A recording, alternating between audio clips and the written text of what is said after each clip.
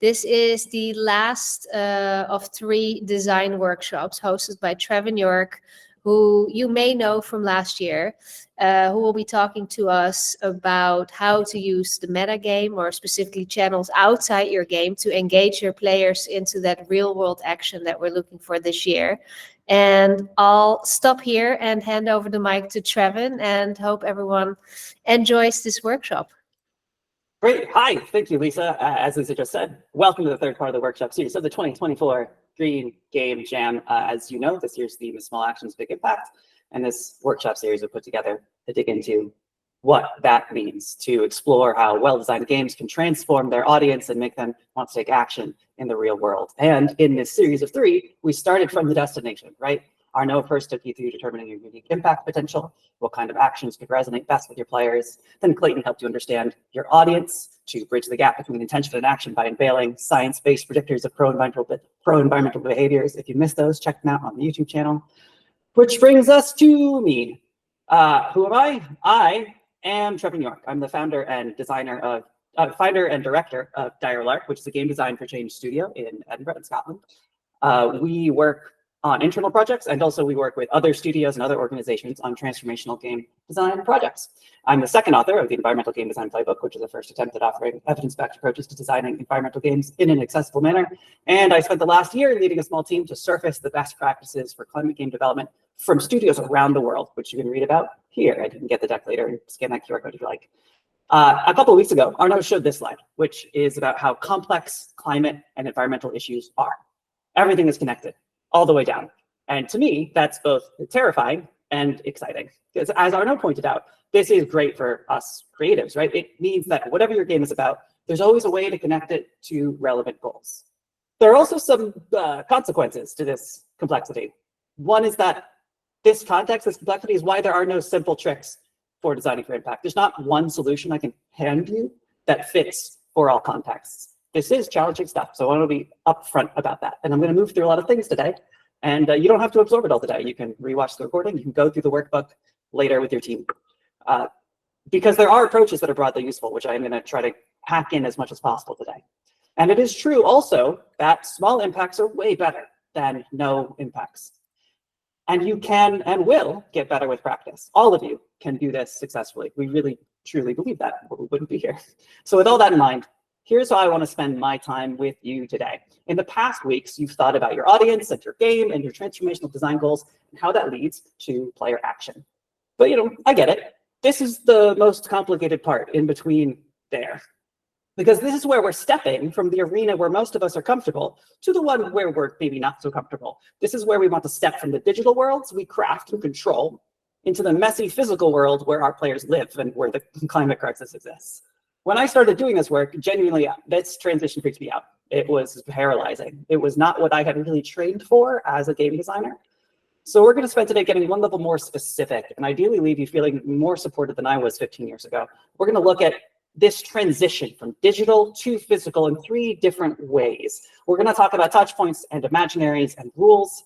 All of this hour is about the transition, again, about shifting the player's headspace from the digital to the physical, which also requires us as developers to shift our mindsets from just the purely digital workspace over to the physical. And this may not be what you've trained for, just like it wasn't what I had originally trained for.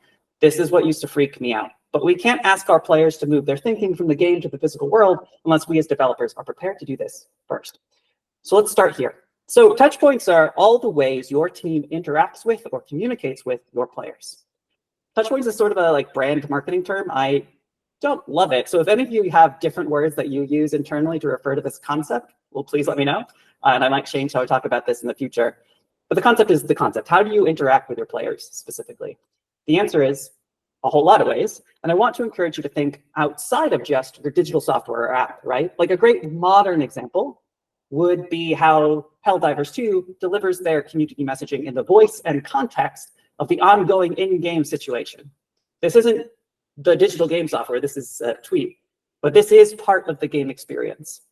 So to get your brains moving along these lines and revved up for the rest of the day, I'm going to push us all right away into our workbook. So just like previous weeks, you're going to get a link in the chat. And if you click on that link, you're going to generate, thank you, Lisa, your own copy. So go ahead, click at that link, You're going to have your own copy for this workbook that you can work in, and just flip to, the first touch point section. And we're going to start by looking at page 1A. You can do this alone, or if you have other people on your team who are nearby, you can grab them. But I want you to start by reflecting on all the different specific moments you already communicate with or interact with your players. So this might be moments inside your game, like character dialogue or tutorial pop-ups. They might involve community management processes or metagame stuff and community communication. This also might involve physical spaces.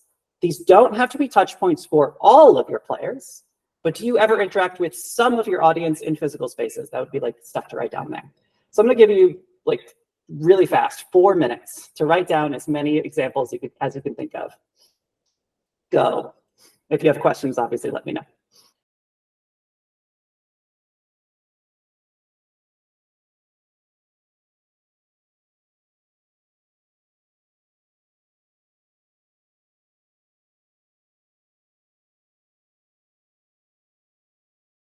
Nice. Thanks for writing stuff in. Yeah. Yeah, you're getting it. There's a whole lot of these touch points. If you're still typing in stuff, please keep doing that because it's going to help everyone with the next page, which is what we're doing next. What are all the different ways you could communicate with players feasibly within scope without too much effort that you aren't already doing? You might be inspired by stuff that others have just typed in the chat or are about to type in the chat. You might be inspired already because you've already had ideas about how to do this. Yeah. Yeah, and so if you can, as you go into this next page, think about touch points, again, that push outside of your digital game and into the physical space. Or if your whole game is in the physical space already, then think about the opposite, about how you can use digital touch points to bring people into the physical space. I'll give you another 4 minutes.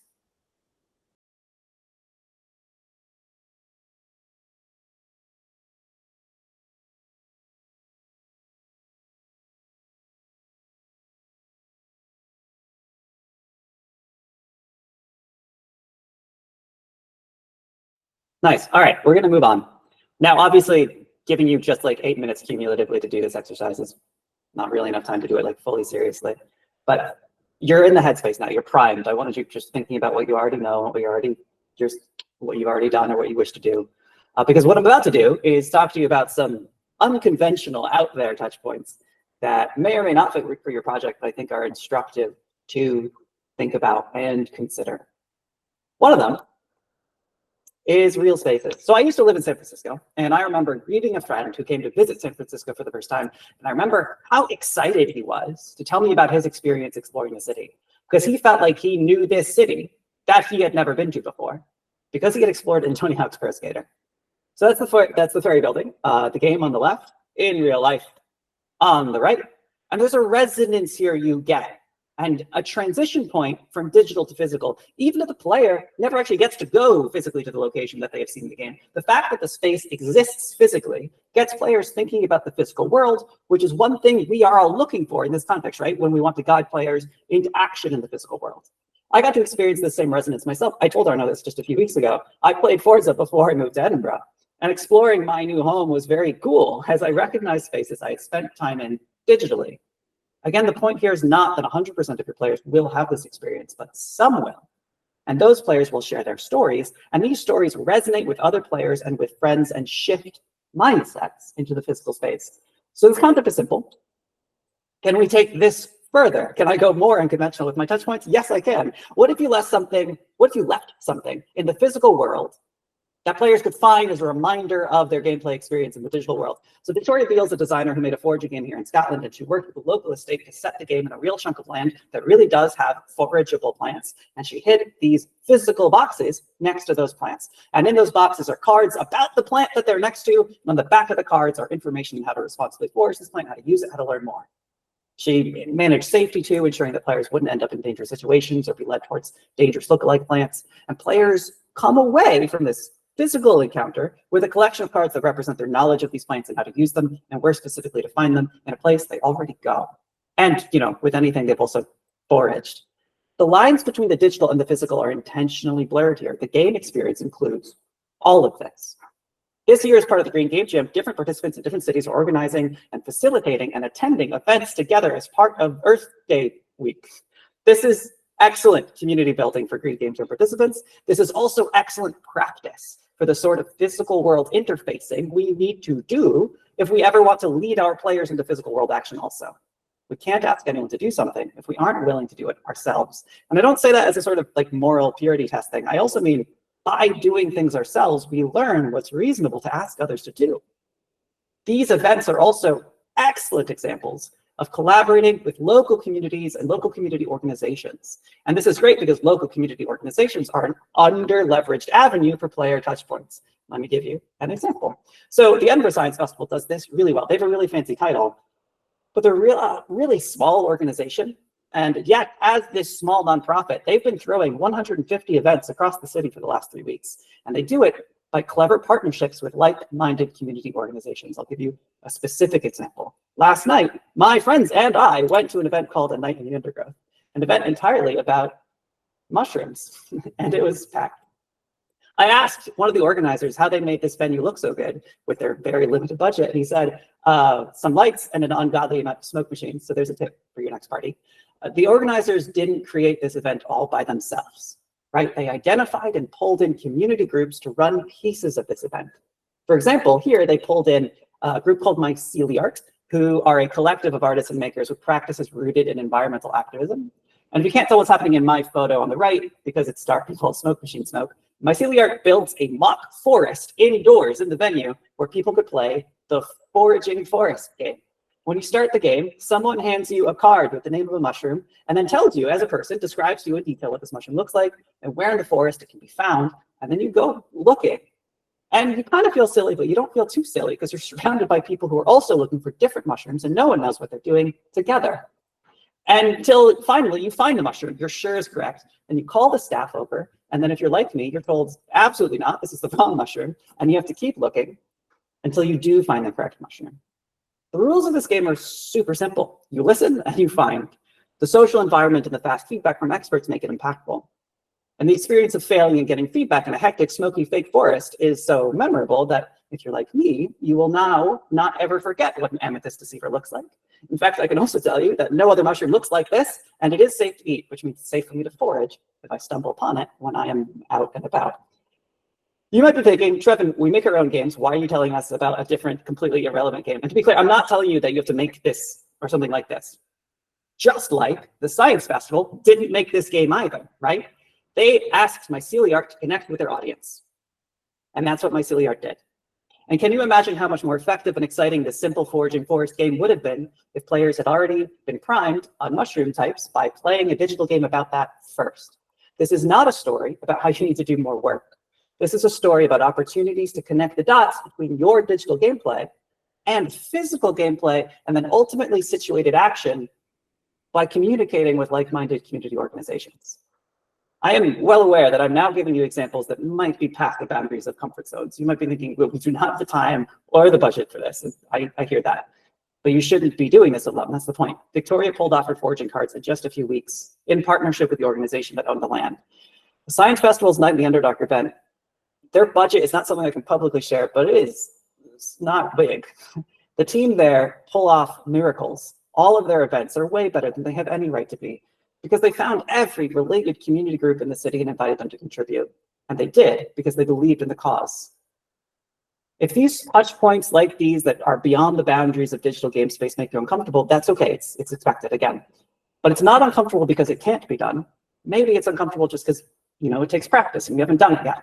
The book I have on the screen, Pervasive Games, is all about, as it says, experiences on the boundary between life and play. It's full of great examples. This work is happening, whether on the fringes of our industry or created bottom-up from within communities, or this comes in and out of trend, but we have seen mainstream game industry bleed into physical spaces before too.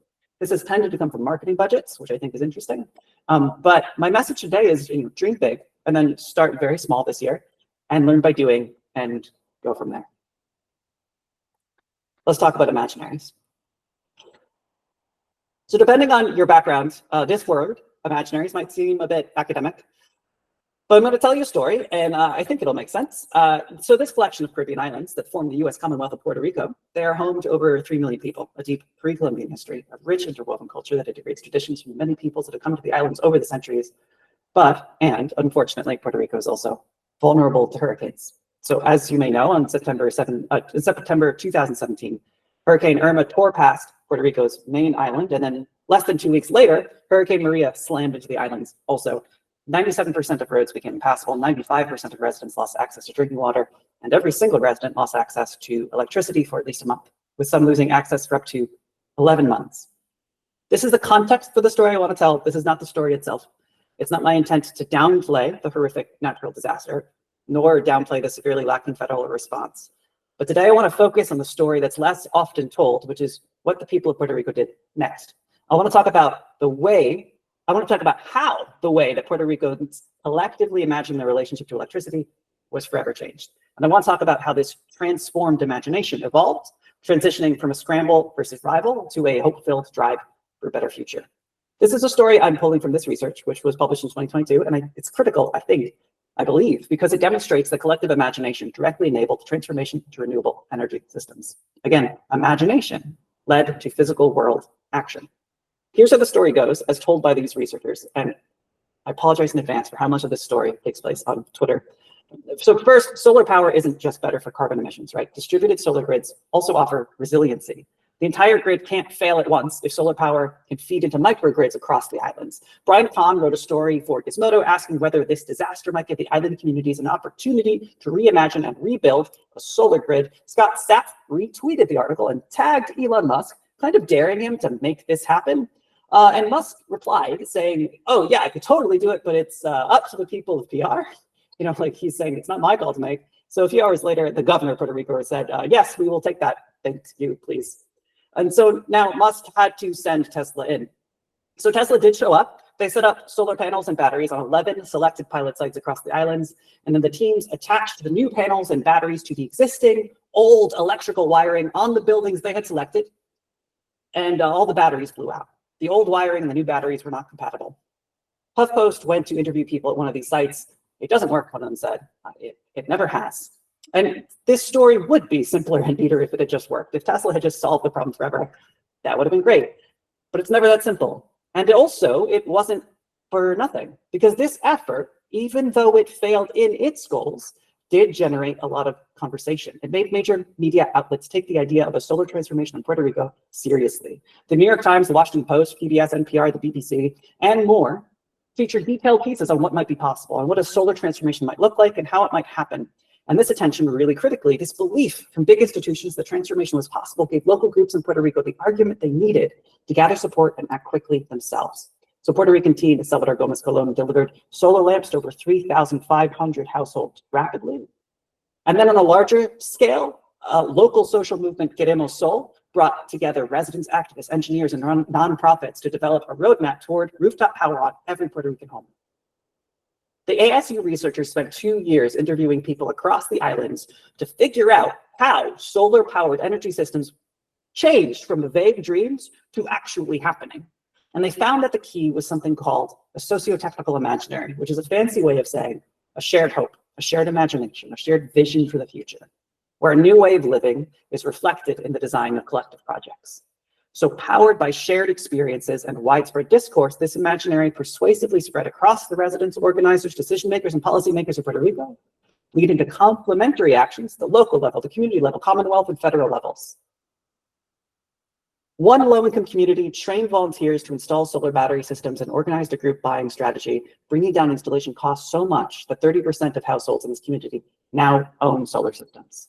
Another community leveraged solar power to ensure the local water system would be less vulnerable to grid outages. A third community saw local businesses pool resources to adopt solar battery systems with a pledge to use the money saved on their energy bills to fund solar systems for low-income neighbors.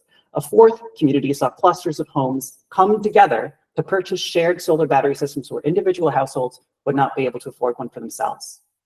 Change happens when a powerful shared goal is paired with the recognition that there will be many paths toward that goal. Imagination powers social transformation when it is both widespread and flexible enough to be reinterpreted. Now, as you think about your projects, you are using your imagination. Obviously, that's how we work in this industry. We imagine things into being. To create, we must first imagine.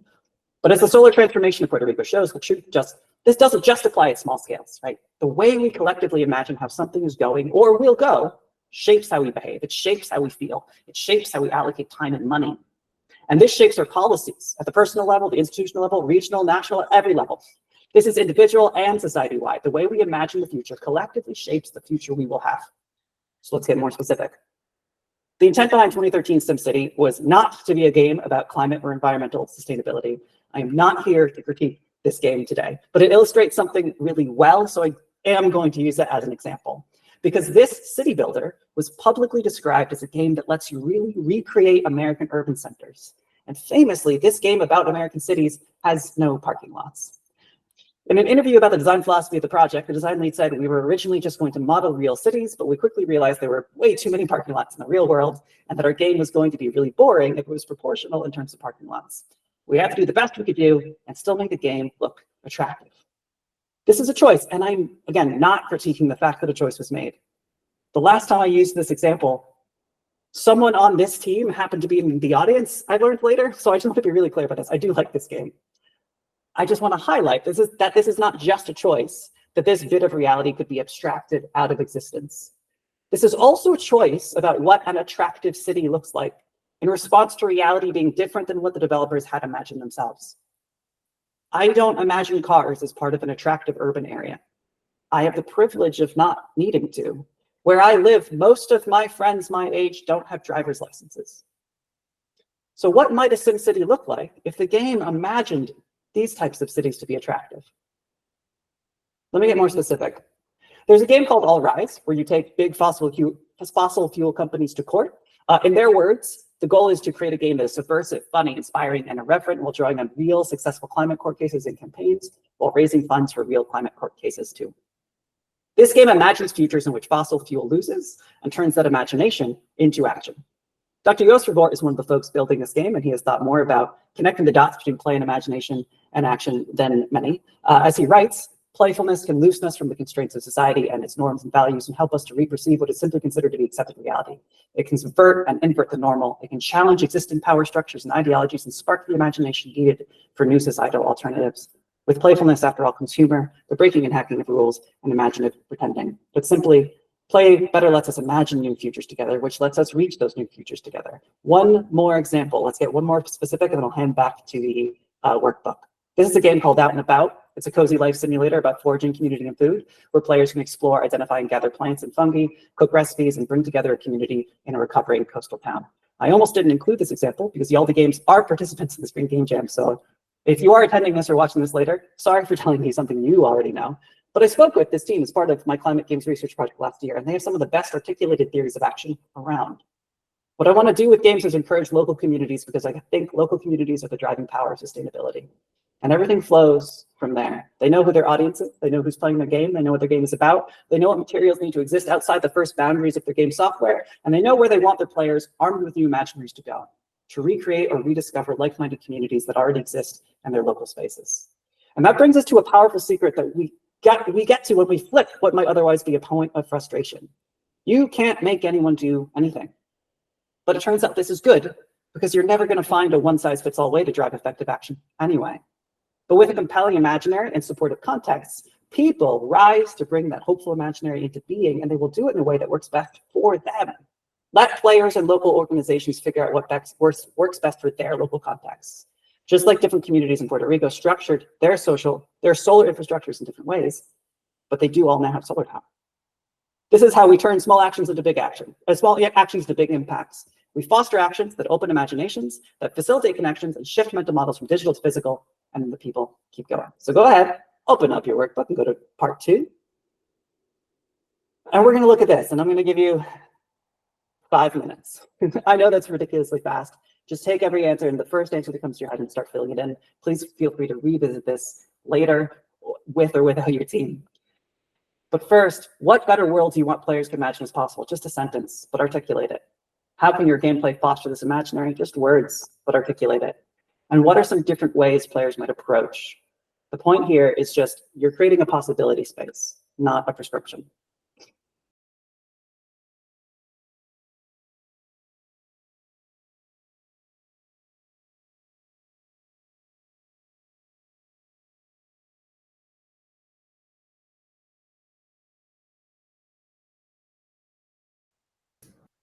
Trevin, I have a question. Yeah. On 2C, what are some different pathways players might approach this? Do you mean there like they can either embrace your imaginary approach and try, or do they troll against it and resist, or what did you mean by that? That is one dimension that I think as game developers we always have to think about. What if the player doesn't want to play this game as intended? But also, if we have a goal of like, we want players, to use the example I've been using throughout the deck, we want players to forage in their community. That might mean they connect with a local community group and go through there. That might mean they take a course at a local university. That might mean they find friends to take with them. They might mean they do it completely by themselves. Like, there's a lot of different ways that success looks like. And I just want us to remember that, basically. Does that make sense? With that, though, finish your first thought, everyone, and we're going to move on in like 20 seconds. You can always come back to this workbook later. This is yours to keep. All right, let's talk about rules. And one way specifically of really weaving impact design and game design together. So Making Money is a great example of a game very successfully designed for impact. Benjamin Stokes writes about it in great detail in his excellent book, Locally Played. The goal of Making Money was to increase civic engagement, strengthen social ties in a community, and get people to support local businesses. It was designed by a studio called Area Code. It worked. Here's how. So in 2011, residents of Macon, Georgia received money for free, but there was a catch because this money was locked in bonds, what they called bonds, redeemable for a mystery value between $10 and $100, and each bond was cut in half. So a resident of Macon was given half of a bond, and in order to cash this bond, they needed to find the other person in their community who held the missing half that paired with theirs. And then these bonds could be cashed at local businesses. So to break it down, these are the gameplay verbs, right? This is match bonds, redeem bonds, you win. It's that simple for players. Behind the scenes, there's a little bit of extra work being done. Bonds are distributed across communities. So players weren't told this, but the person with the other half of your bond won't be someone you know. It'll be someone from a part of the community you probably have never interacted with. People had to meet those who were in different physical neighborhoods, different socioeconomical contexts, different cultural contexts in order to complete the bond. And I'm breaking this all down to highlight the difference between the player-facing rules and the target impact. Because the target impact was about introductions.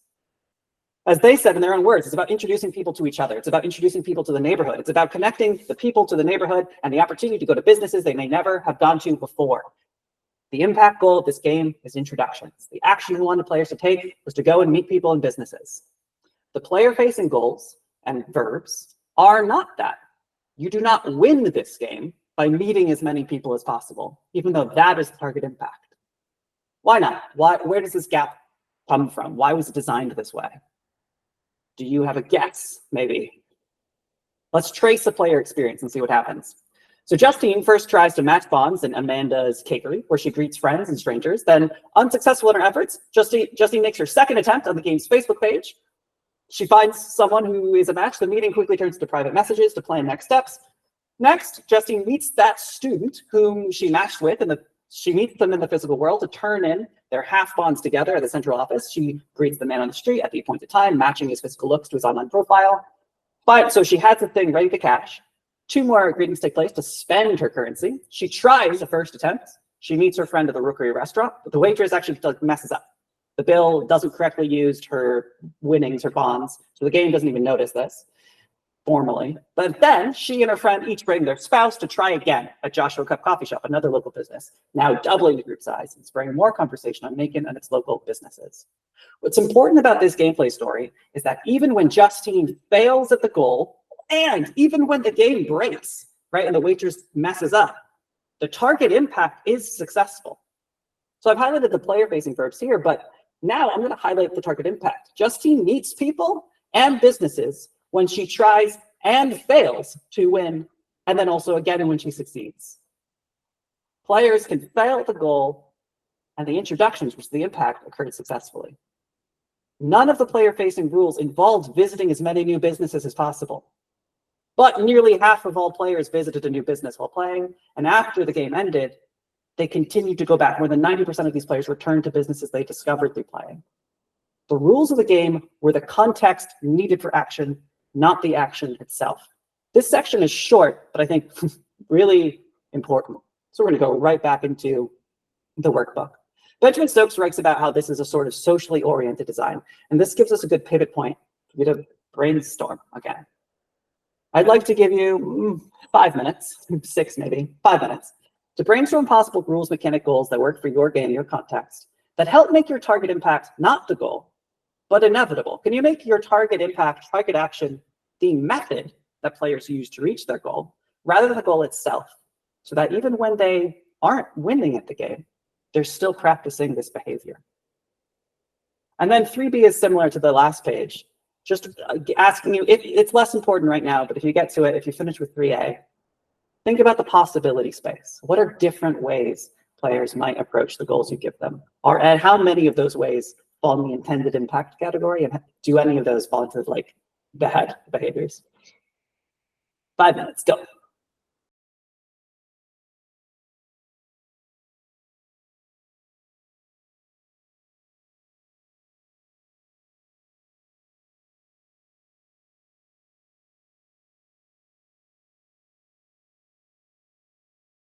All right. Let's talk about how this all comes together, just really fast. Everything from the last 3 workshops. I started today with this chart. This is like the scaffolding we've been walking you through over these last 3 weeks. And I wanted to fill in that long line between the transformational design goal and player action. And if you, depending on how closely you've been paying attention to the formatting of my slides, I have actually already shown you how it all connects when I talked about out and about. Because this is everything, right? When I talked about how you can't make anyone do anything, but with a compelling imaginary and supportive context, people do rise to bring a hopeful imaginary into being. This maps perfectly onto that last chart.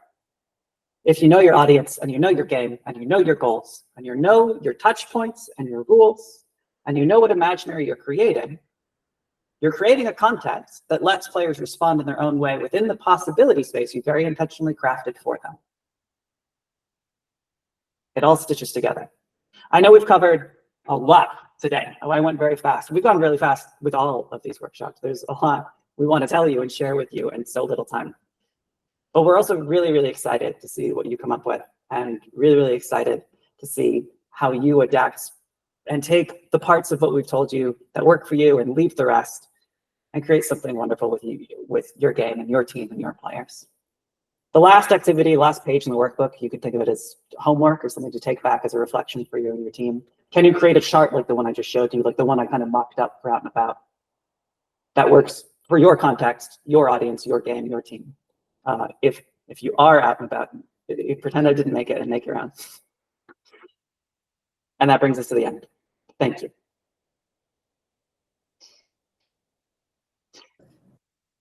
Thank you very much, Trevin, and everybody that participated today. I've posted a link to a PDF of the workbook for those that weren't able to get the Google copy. So hopefully that works. If not, we'll also be sharing it on Slack and in the comments on YouTube when we upload. I hope these 3 workshops have been super valuable for everyone. And as Trevin said, we are also very much looking forward to see all the activations come to life later this year. If anybody has questions, we do have 3 minutes left, so feel free to drop those in the chat or just unmute and ask. Or if other questions come to, or if questions come to mind later on, everybody is on Slack. This is going to be the last promotion to get active in Slack. But yeah, you'll be able to find us all there as well.